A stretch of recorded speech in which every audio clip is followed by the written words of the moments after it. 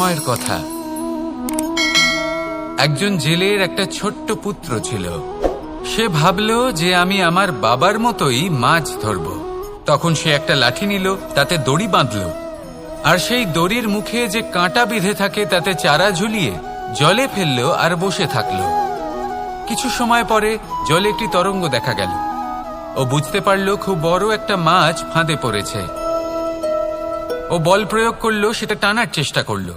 মাছও বল প্রয়োগ করলো, আর শেষে যেটা হলো সেই দড়ি ছিঁড়ে গেল আর মাছ বেঁচে পালিয়ে গেল। দেখুন, ও অনেক চেষ্টা করলো কিন্তু অসফল হলো। কখনো অধিক বল প্রয়োগ করলো, আবার কখনো কম বল, কিন্তু কিছুতেই সফল হলো না। ও পঞ্চমবার প্রচেষ্টা করলো। না বেশি বল প্রয়োগ করলো না কম, ততটাই বল প্রয়োগ করলো যতটা পর্যাপ্ত। ঠিক ততটাই বল, যতটা বল সেই মাছ প্রয়োগ করলো। আর শেষ পর্যন্ত জীবনে প্রথমবার ও মাছ ধরতে সফল হলো। এবার এই কথার সারমর্ম কি? ভারসাম্য। এটাই হলো জীবনের সবথেকে বড় নিয়ম।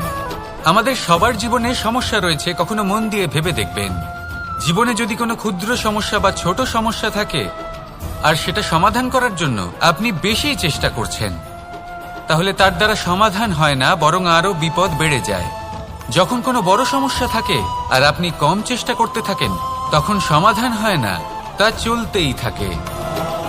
শুধু এটাই হলো ব্যাপার। জীবনের সমস্ত সমস্যার একটা ভারসাম্য বজায় রাখা, যদি এটা আপনি শিখে ফেলতে পারেন, জীবনটা আপনার হাতের মুঠোয় থাকবে। আসুন আমার সাথে ভালোবেসে বলুন, রাধা রাধা। আপনি কখনো কোনো বাজকে নিজের বাসা বানাতে দেখেছেন?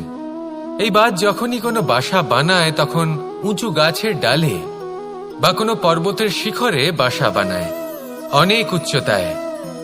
আর সেখানে তার সন্তানও জন্মগ্রহণ করে। যখন এই সন্তানেরা জন্মায়, তখন এই বাজ খুবই ভালোবেসে এবং খুব সাবধানে এদের পালন পোষণ করে। নিজের ঠোঁট দিয়ে তাদের ঠোঁটে খাবার পরিবেশন করে। কিন্তু যেই সেই সন্তানেরা হৃষ্টপুষ্ট হয়ে যায় এবং সেই কথা বাজ নিজে বুঝতে পেরে যায়, সেই বাজ নিজেই সেই বাসা ছিন্ন ভিন্ন করে দেয়। সেই সন্তান যাদের সবেমাত্র ডানা গজিয়েছে, কিভাবে উড়তে হয় তারা জানে না, সেই সন্তানগুলিকে উচ্চতা থেকে ঠেলে দেয়।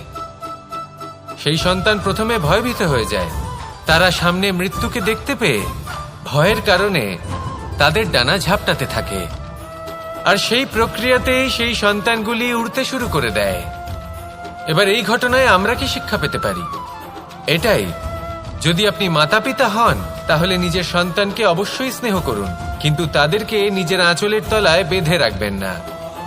যদি আপনি চান আপনার সন্তান জীবনে উন্নতি করুক, তাহলে নিজের মুঠো থেকে তাদের স্বতন্ত্র করে দিন। এই সংসারে সংঘর্ষ করতে দিন। সেই সন্তান নিজেই বুঝতে পারবে যে জন্মের সময় পাওয়া ডানা কি করে ব্যবহার করতে হয়। আর আপনার চোখের সামনে আপনার সন্তান এই আকাশে উড়তে থাকবে। তাহলে আসুন আমার সাথে ভালোবেসে বলুন, রাধা রাধা। কখনো কোনো চাতককে দেখেছেন? একটা চাতক বর্ষার জন্য অপেক্ষা করে। সেই বর্ষার জলে নিজের তৃষ্ণা নিবারণ করে, নয়তো সারা বছর তৃষ্ণার্ত থেকে যায়। ও আকাশের দিকে তাকিয়ে থাকে আর অপেক্ষা করে যে কবে বর্ষা হবে আর কবে আমি আমার তৃষ্ণা নিবারণ করব। সেখানে অন্যদিকে একটি কাক বা একটা পায়রা, এরা কি করে? যেখানে জল পায় পান করে নেয়, যেখানে খাবার পায় খেয়ে নেয়, আত্মীয় স্বজন বন্ধু বান্ধব যাকেই পায় তার সাথে সময় কাটায়, খাবার খায় আর চলে যায়। এবার এদের মধ্যে মিল কোথায় আর পার্থক্য কোথায়? দুজনের কাছেই ডানা রয়েছে, দুজনেই উড়তে পারে। এই আকাশ হলো ওদের, খাবারের দানা ওদের। পার্থক্য হলো তাদের অভিলাষার, পার্থক্য হলো তাদের আকাঙ্ক্ষার, পার্থক্য জীবন যাপনের ধরনের। এবার যত বেশি আকাঙ্ক্ষা থাকবে, যত দামি জীবন যাপন করার ইচ্ছে থাকবে, তত বেশি কষ্ট আপনাকে সহ্য করতে হবে। আবার অন্যদিকে জীবন যত সরল হবে, জীবন যাপন যত সরল হবে, সমস্যা ততটাই কম হবে। তাই সবসময় চেষ্টা করবেন আপনার মানসিকতা এবং আপনার জীবন যেন সরল হয়। ভালোবাসতে থাকুন। যদি কেউ আপনাকে ভালোবাসে তাকেও আপনি ভালোবাসা ফিরিয়ে দিন। তাদের সাথে কথা বলুন, কিছু তাদের কথা শুনুন, কিছু নিজের কথা বলুন। দেখবেন সকল তাপ উত্তাপ দূর হয়ে গেছে। এটাই তো হলো জীবনের সারমর্ম। তাই প্রেমে থাকুন, ভালোবাসুন, আর ভালোবেসে আমার সাথে বলুন রাধা রাধা। একবার একজন সাধক ওনার শিষ্যদের একটা কাজ দিলেন। একটা দুর্লভ জড়িবুটি নিয়ে আসতে বললেন। এতটাও কঠিন কাজ সেটা ছিল না, কারণ সকল শিষ্য জানতেন যে এই দুর্লভ জড়িবুটি কোথায় পাওয়া যায়। পর্বতের শিখরে। কঠিন কাজ কোনটা? সেখানে পৌঁছনোর সেই পথ যা ছিল কাঁটায় জর্জরিত, পাথরে পরিপূর্ণ, যেখানে পিছলে পড়ার আশঙ্কা রয়েছে এবং গভীর ক্ষত পেতে পারে সবাই। এবার বেশ কয়েকজন শিষ্য গেলেন, তার মধ্যে কয়েকজনই সেই জড়িবুটি নিয়ে আসতে পারলেন। কারণটা কি ছিল? কিছু শিষ্যের মনোযোগ ছিল শুধুমাত্র লক্ষ্যের দিকে, অর্থাৎ পর্বতের সেই শিখরে। কিছু শিষ্যের মনোযোগ ছিল পথের এই সংকটগুলির ওপর। কিছুজন নিজের সমস্ত মনোযোগ, সমস্ত শক্তি কেন্দ্রীভূত করলেন শুধুমাত্র লক্ষ্যের দিকে। বাকিরা মনোনিবেশ করলেন এই সংকটের থেকে নিজেকে বাঁচাতে। কিন্তু যাদের মনোযোগ শুধু লক্ষ্যের দিকে ছিল, শুধু তারাই জড়িবুটি নিয়ে আসতে পারলেন। কারণ কি ছিল? একটা সহজ ব্যাপার যা আমাদের বুঝতে হবে। আমরা যদি লক্ষ্যে পৌঁছতে চাই, তাহলে বিপদের সম্মুখীন তো আমাদের হতেই হবে, আর কোনো বিকল্প নেই। যন্ত্রণাও হবে, পায়ে কাঁটাও হয়তো ফুটতে পারে, হয়তো পড়েও যেতে পারেন, হয়তো রক্তপাতও হতে পারে। কিন্তু তার সাথেই সাফল্য অর্জনের যে আনন্দ, সেটাও পাওয়া যায়। সেই জন্য নিজের মনোযোগ সবসময় লক্ষ্যের দিকে রাখুন, পথের সেই বিপদগুলির দিকে নয়। সত্যি কথা বলতে এই বিপদ এটা কিছুক্ষণের, আজ আছে কাল নাও থাকতে পারে। কিন্তু যদি লক্ষ্যকে প্রাপ্ত করতে পারেন, তাহলে তার আনন্দ আপনার সাথে সারা জীবন রয়ে যাবে। তাহলে লক্ষ্য প্রাপ্ত করুন আর আমার সাথে ভালোবেসে বলুন রাধা রাধা। আমরা কখন উচিত কাজ করি, কখন অনুচিত কাজ করি, কখন পুণ্য করি আর কখন পাপ করি, কখন ন্যায়ের পথে চলি আবার কখন অন্যায়ের পথে চলি, তা দুজন ব্যক্তি বুঝতে পারেন, পরমাত্মা আর অন্তরাত্মা। এবার প্রত্যেক মুহূর্তে কি হয় পরমাত্মা সবই জানেন, তার কাছে কিছুই গোপন নয়। কিন্তু প্রত্যেক মুহূর্তে আপনার কি করা উচিত সেটা উনি এসে আপনাকে বলতে পারবেন না। সেই জন্য আমাদের ভেতরে অন্তরাত্মা আছে, আমাদেরই চেতনার একটি অংশ। একবার চোখ বুঝে দেখুন, অন্তরাত্মার মধ্যে নিমজ্জিত হয়ে ভাবুন আর বোঝার চেষ্টা করুন। এই অন্তরাত্মা সবসময় আপনাকে শুভ কাজ করার জন্য প্রেরিত করেন আর অশুভ কাজ করা থেকে বিরত করেন। এই অন্তরাত্মার কথা মানতে থাকুন, পরমাত্মা সবসময় আপনার কাছেই পাবেন। আসুন আর আমার সাথে ভালোবেসে বলুন রাধা রাধা। মানুষের জীবনে দুই ধরনের আবেগ থাকে যা চিরকাল তার সাথে বসবাস করে। প্রথম স্বপ্ন, দ্বিতীয় অজুহাত। মানুষ হাজার হাজার স্বপ্ন দেখতে পারে, আমাকে এই কাজ করতে হবে, আমাকে ওখানে ঘুরতে যেতে হবে, আমায় জীবনে এই অসম্ভব কাজ বাস্তবায়িত করে দেখাতে হবে, আদি ইত্যাদি। এবার ঠিক যেমন স্বপ্ন দেখেন, সেইভাবে অজুহাতও খুঁজে নিয়ে আসেন। আমি এই স্বপ্ন পূরণ করতে পারলাম না, কারণ আমাকে কেউ সাহায্যই করল না, কারণ আমি দুর্বল হয়ে পড়েছিলাম, কারণ আমার কাছে সময়ই ছিল না, আদি ইত্যাদি। এবার সাফল্য এবং অসফলতার মাঝখানে এই ধরনের সংঘর্ষ হতে থাকে। সাফল্য তখন লাভ করা সম্ভব যখন আপনার স্বপ্ন আপনার অজুহাতের থেকে অনেক বড় হয়, আর অসফলতা তখন পাবেন যখন আপনার অজুহাত আপনার স্বপ্নের থেকে অনেক বড় হয়।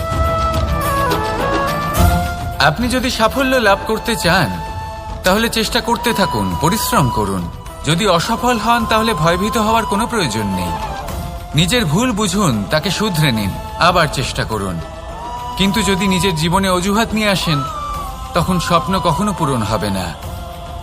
আসুন আমার সাথে ভালোবেসে বলুন, রাধা রাধা। এমন কিছু রয়েছে মানুষের মনে, তাদের জীবনে এমন এক আবেগ যা সর্বজন বিদিত, যা সবাই জানেন যে উপস্থিত আছে। সেটাকে আমরা সমস্যা বলে থাকি।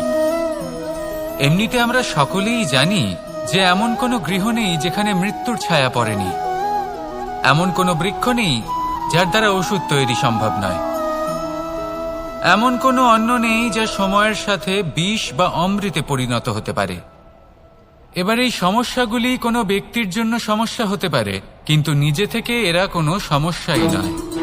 এরা আসে আমাদের সাহায্য করতে, আমাদের কিছু শেখাতে। আপনি নিজেই দেখুন, পর্বতের শিখর থেকে কোনো এক পাখি পড়ে গিয়ে নিজের প্রাণ ত্যাগ করল। সেটা কখন সম্ভব? যখন সেই পাখি ওড়ার চেষ্টাই করে না। তখন যখন কোনো ব্যক্তি জলে পড়ে যান এবং ডুবে গিয়ে নিজের প্রাণ হারান, এর সম্ভাবনা কখন বেশি থাকে? যখন সেই ব্যক্তি সাঁতার কাটার চেষ্টাই করেন না। তখন এই সমস্যা প্রত্যেকের জীবনে থাকবেই, কিন্তু এটা মনে রাখা প্রয়োজনীয় যে কোনো সমস্যা পরিস্থিতির কারণে সমস্যা হয়ে ওঠে না।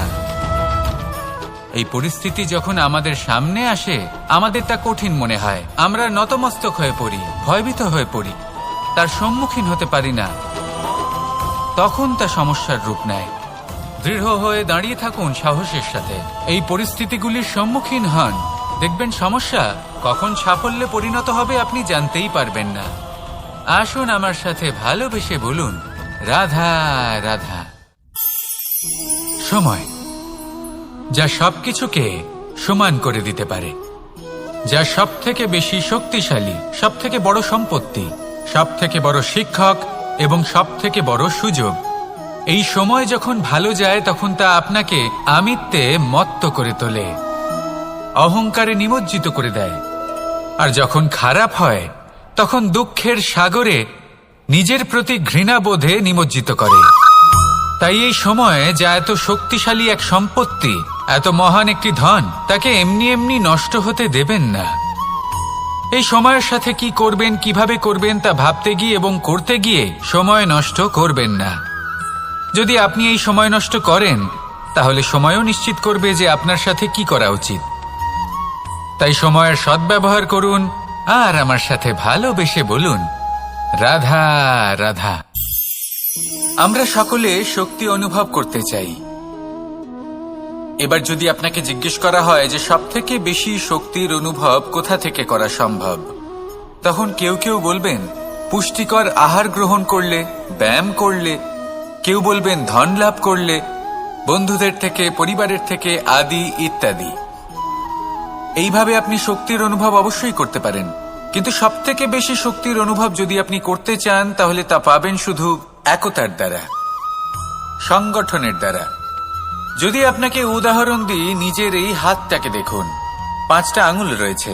কোনো একটা বস্তুকে নিজের একটা আঙুল দ্বারা তুলে ধরার চেষ্টা করে দেখুন, বড়ই কষ্ট হবে। তখন আপনি বুঝতে পারবেন যখন এই 5টি আঙুল একত্রিত হয় তখন কোনো কাজ কতটা সহজ হতে পারে। এটাই হলো শক্তি, একতার।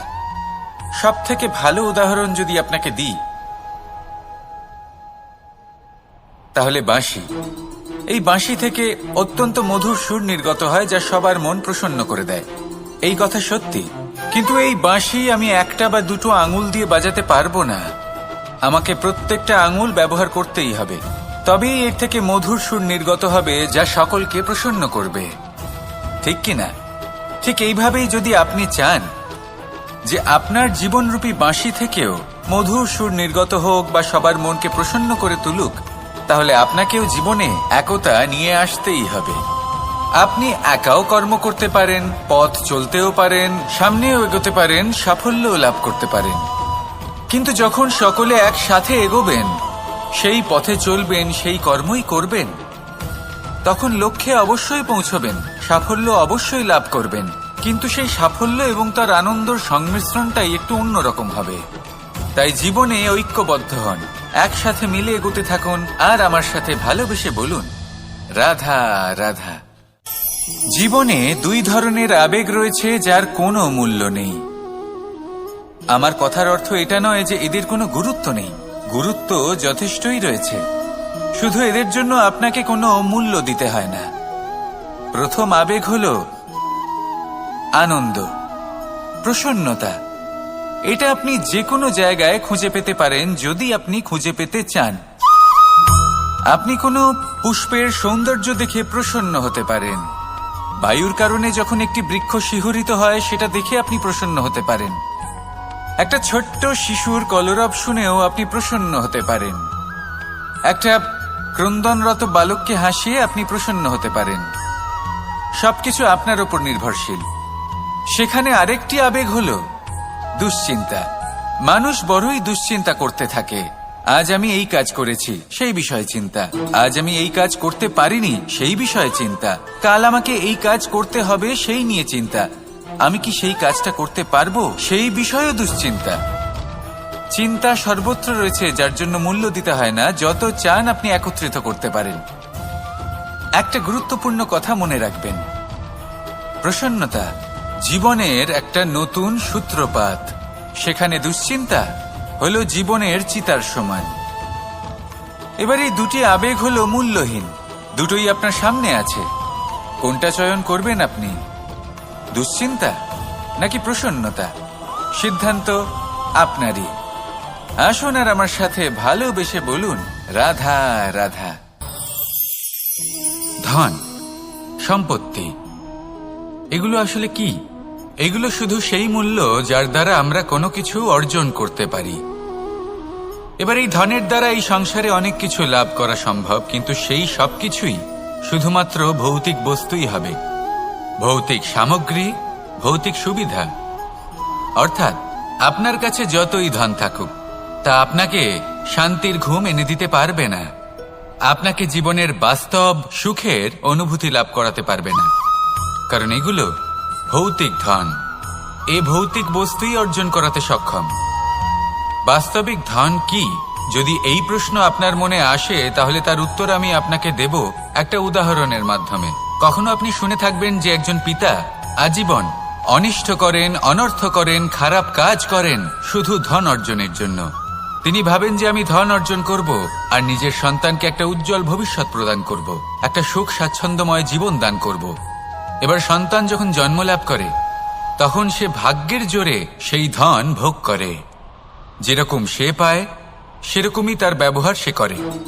কখনো আপনি এটাও দেখে থাকবেন যে সেই সন্তান সমস্ত ধন নষ্ট করে ফেলে, আর সেই পিতা যিনি সমস্ত ধন সঞ্চয় করেছেন, যিনি সেই ধনের প্রভু, আজ সেই ধনের প্রহরী হয়ে রয়েছেন। এবার এরকম কেন হয়?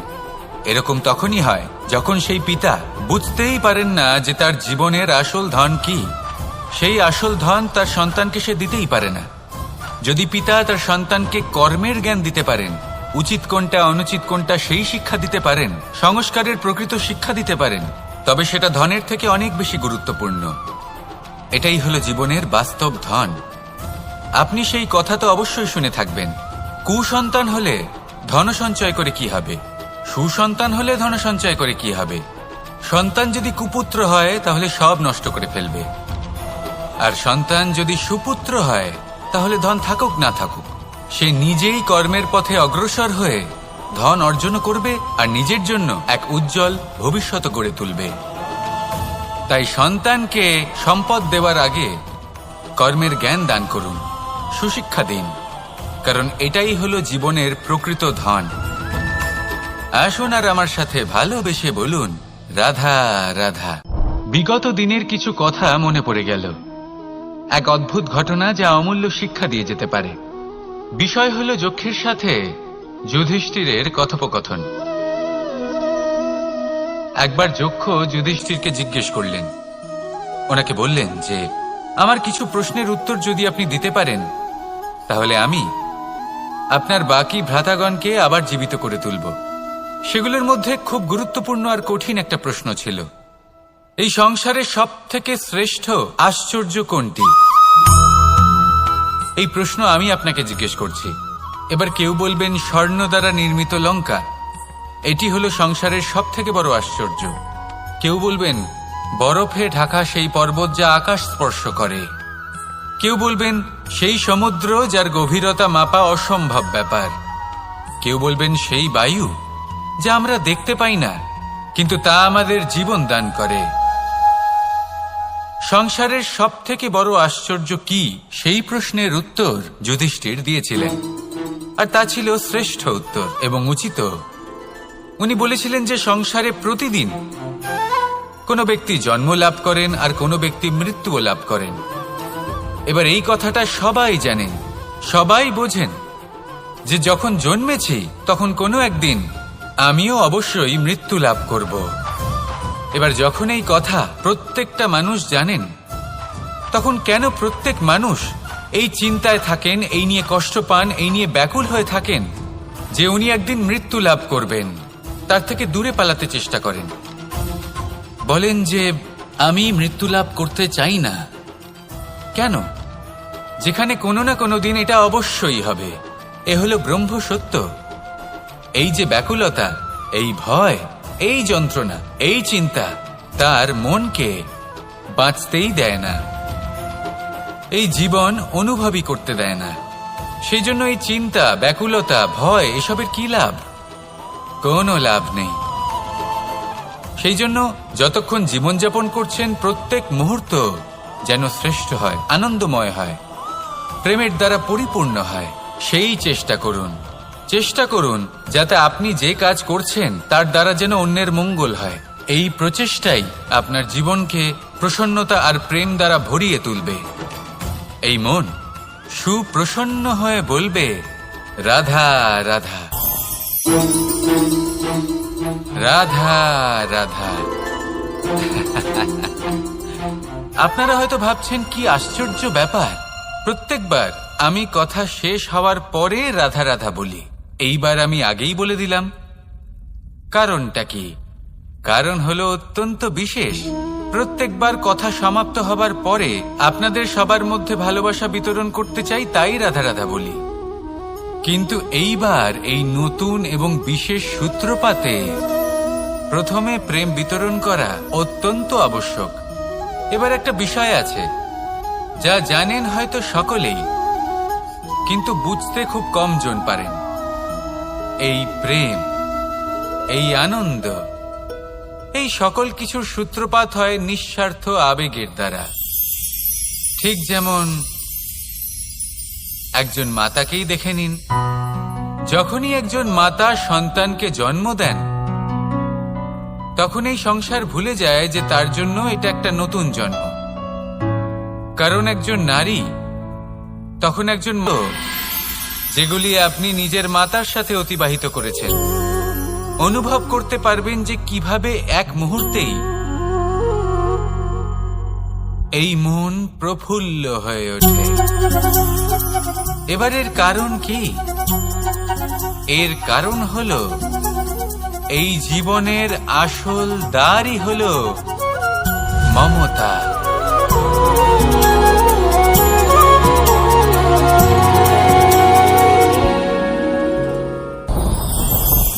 আমার জীবনে পরিচয় হয়েছে অনেক ব্যক্তির সাথে, ভিন্ন ভিন্ন ধরনের মানুষ। এনাদের সাথে আলাপ হয়ে খুব ভালো লেগেছে, অনেক শিক্ষাও লাভ করেছি। আমি তাদের সাথেও আলাপ করেছি যারা অনেক উচ্চ স্তরে পৌঁছে গেছেন, আবার তাদের সাথেও যারা নিজেদের জীবনে বিশেষ কিছু করতে পারেননি। তাদের সাথেও পরিচয় হয়েছে যারা সফল, আবার তাদের সাথেও যারা অসফল। এবার এই সবই একই রকম মনে হয়। এদের মধ্যে পার্থক্য শুধুই মানসিকতার। যখনই কোনো অসফল ব্যক্তির সাথে পরিচয় হয়েছে, তখনই দেখেছি তাদের কাছে সবসময় একটা অজুহাত রয়েছে যে কেন তারা সফল হতে পারেননি।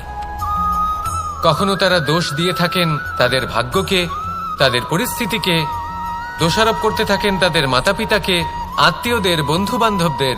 কোনো না কোনো অজুহাত সবসময় এদের কাছে থাকে যে কেন তারা সফল হতে পারেননি। সেখানেই যখন সফল ব্যক্তির সাথে পরিচয় হয়, তাদের কাছে সবসময় একটা কারণ থাকে যে কিভাবে এই সমস্যাগুলির ঊর্ধ্বে উঠে সাফল্য লাভ করা যায়। আর সেই কারণ হলো যে যাই হয়ে যাক না কেন, সাফল্য লাভ করতেই হবে। যতই সংঘর্ষ করতে হোক না কেন, যতই সমস্যা আসুক না কেন, সফল আমাদের হতেই হবে। এটাই পার্থক্য মানসিকতার।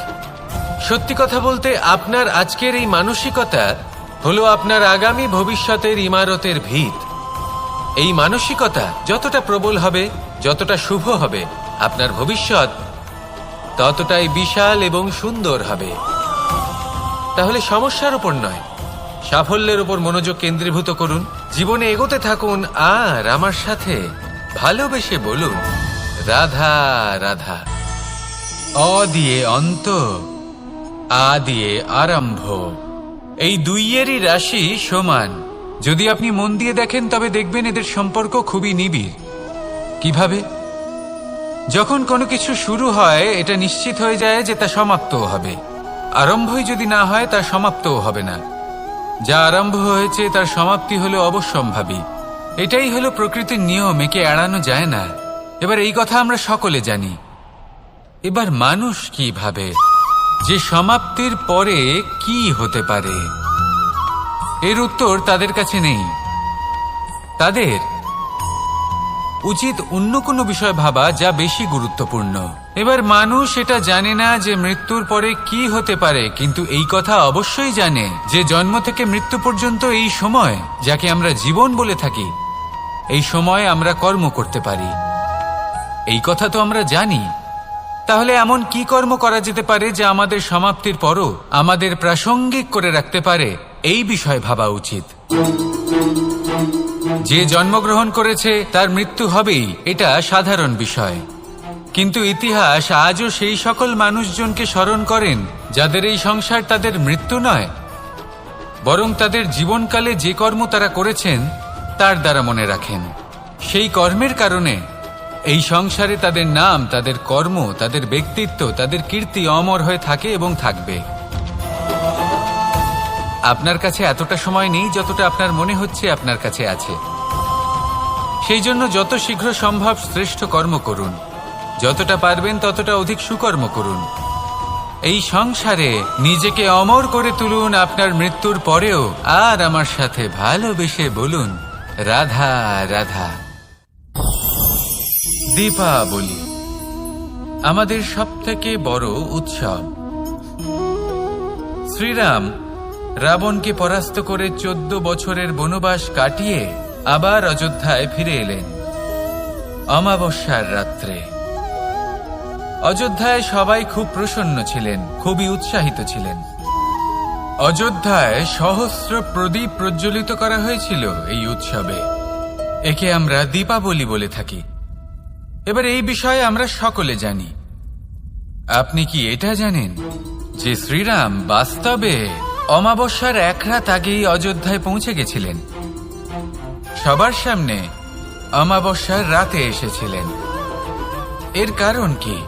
শ্রীরাম প্রমাণ করতে চেয়েছিলেন যে যে কোনো সময়, দিন হোক বা রাত, শুভ বা অশুভ হয় না। শুভ অশুভ কিছু থাকলে তা হলো মানুষের চিন্তা, তার ভাবনা, তার নির্বাচন আর তার কর্ম। নিজেই দেখে নিন। শ্রীরাম শুভ কাজ করে ফিরেছিলেন এবং অমাবস্যার মতো গভীর এক রাত্রিকেও দীপাবলিতে পরিবর্তিত করেছিলেন। এমনটাই যদি আমরা করতে পারি, তাহলে এমন কোন গৃহে যান যেখানে অসহায় ব্যক্তি রয়েছেন, যা অন্ধকারাচ্ছন্ন, আর সেখানে প্রকাশ প্রজ্বলিত করুন। প্রকাশ সহায়তার, প্রেরণার, আশার। যদি এমন কিছু আমরা করতে পারি তাহলে তাকে প্রকৃত অর্থে দীপাবলি বলা যেতে পারে। তাহলে নিজের পরিবারের সাথে দীপাবলি পালন করুন। আপনাদের শুভেচ্ছা জানাই। আসুন আর আমার সাথে ভালোবেসে বলুন রাধা রাধা। এবার এরকম কেন হয়? এরকম তখনই হয় যখন পিতা বুঝতেই পারেন না যে তার জীবনের আসল ধন কি। সেই আসল ধন তার সন্তানকে সে দিতেই পারে না। যদি পিতা তার সন্তানকে কর্মের জ্ঞান দিতে পারেন, উচিত কোনটা অনুচিত কোনটা সেই শিক্ষা দিতে পারেন, সংস্কারের প্রকৃত শিক্ষা দিতে পারেন, তবে সেটা ধনের থেকে অনেক বেশি গুরুত্বপূর্ণ। এটাই হলো জীবনের বাস্তব ধন। আপনি সেই কথা তো অবশ্যই শুনে থাকবেন, কুসন্তান হলে ধন সঞ্চয় করে কি হবে, সুসন্তান হলে ধন সঞ্চয় করে কি হবে। সন্তান যদি কুপুত্র হয় তাহলে সব নষ্ট করে ফেলবে, আর সন্তান যদি সুপুত্র হয় তাহলে ধন থাকুক না থাকুক সে নিজেই কর্মের পথে অগ্রসর হয়ে ধন অর্জন করবে আর নিজের জন্য এক উজ্জ্বল ভবিষ্যৎ গড়ে তুলবে। তাই সন্তানকে সম্পদ দেওয়ার আগে কর্মের জ্ঞান দান করুন, সুশিক্ষা প্রদান করুন, কারণ এটাই হলো জীবনের প্রকৃত ধন। আসুন আর আমার সাথে ভালোবেসে বলুন, রাধা রাধা। এই সংসারে সবাই বলেন আমি অর্জুনের মতো হয়ে উঠতে চাই। সবাই চায় যে তারাও যেন অর্জুনের মতো গান্ডীব লাভ করে। তারাও চায় যে তাদেরকেও মহাদেব এসে পশুপতি অস্ত্র দান করবেন। তারাও এটাই চায় মহাভারতের মতো মহাসংগ্রামে বিজয়ী হতে। কিন্তু সবাই ভুলে যান যে অর্জুন যা হতে পেরেছিলেন সবকিছুই অর্জন করেছিলেন। যদি আপনিও অর্জুনের মতো গান্ডীব লাভ করতে চান তবে আপনাকেও তার মতোই শ্রেষ্ঠ কাঠ নির্বাচন করতে হবে। সেই কর্ম আপনাকেই করতে হবে। তার প্রত্যঞ্চা যাতে তীব্র হয় তার জন্য আপনাকে সর্বশ্রেষ্ঠ দড়ি খুঁজে বের করতে হবে। আপনার বাণ যাতে ঘাতক হয় সেই জন্য আপনাকে নতুন নতুন ধাতু খুঁজে বের করতে হবে। সেই শিক্ষা আপনাকে লাভ করতে হবে, তবেই আপনার ইচ্ছে পূর্ণ হবে। অর্জুন হওয়া বড়ই সরল যদি আপনি কিভাবে অর্জন করতে হয় তা জানেন। শুধুমাত্র স্বপ্ন দেখেন যারা, তারা কখনোই অর্জন করতে পারবেন না। কিন্তু যদি কেউ অজ্ঞাতবাস ভোগ করতে পারে, যদি কেউ লাক্ষাগৃহ থেকে পালিয়ে বাঁচতে পারে, যদি কেউ কঠোর তপস্যা করতে পারে, প্রতীক্ষা করতে পারে এবং পরিশ্রম করতে পারে, তাহলে সে অর্জুন অবশ্যই হয়ে উঠবে। যদি আপনি অর্জুন হয়ে উঠতে চান তাহলে কর্ম করতে শিখুন আর আমার সাথে ভালোবেসে বলুন, রাধা রাধা। পাণ্ডবরা বন থেকে এসেছিলেন। ওনাদের কাছে না কোনো ধন ছিল, না কোনো সম্পদ, না বিদ্যা। নিজের পরিশ্রমের দ্বারা ওনারা বিদ্যা অর্জন করেছিলেন, আর তার দ্বারাই সম্পদ অর্জন করলেন আর ধনও অর্জন করলেন। এই পাণ্ডব ছিলেন অত্যন্ত কুশল এবং শক্তিশালী। যুধিষ্ঠির নিজের পরিশ্রম দ্বারা এমন জ্ঞান অর্জন করেছিলেন যে এই সংসার ওনাকে ধর্মরাজ যুধিষ্ঠির অভিহিত করেছিল। দেখতে গেলে পাণ্ডবদের কাছে সবকিছুই ছিল, কিন্তু যখন বিষয় এলো আরো ধন লাভ করার, তখন যুধিষ্ঠির, যিনি পাণ্ডবদের মধ্যে জ্যেষ্ঠ, তিনি সকল পাণ্ডবদের সাথে দ্যুতক্রীড়ায় অংশগ্রহণ করে ফেললেন। এর ফলে না শুধু ধনলক্ষ্মী, ধর্মলক্ষ্মী, বিবেক লক্ষ্মীকেও হারালেন, আর শুধু তাই নয়, নিজের গৃহলক্ষ্মী দ্রৌপদীকেও হারিয়ে ফেললেন। এর কারণ কি? ভুলে গেলেন খুব সহজ একটা কথা, এই সংসারে সম্মান এবং সাফল্য দুটোই পরিশ্রমের দ্বারা লাভ করতে হয়। কিন্তু দ্যুতক্রীড়ার এই খেলা আমাদের ভাগ্যের উপর নির্ভরশীল। এই সংসারে দুটি পথ রয়েছে। একটা পথ যেখানে কর্ম এবং পরিশ্রমের দ্বারা আপনি নিজের পথ নিজেই রচনা করতে পারবেন, আর দ্বিতীয় পথ হলো যেখানে এই ভাগ্য এক মুহূর্তে আপনাকে শিখরেও পৌঁছে দিতে পারে, আবার ধূলিসাৎ করে দিতে পারে। আপনি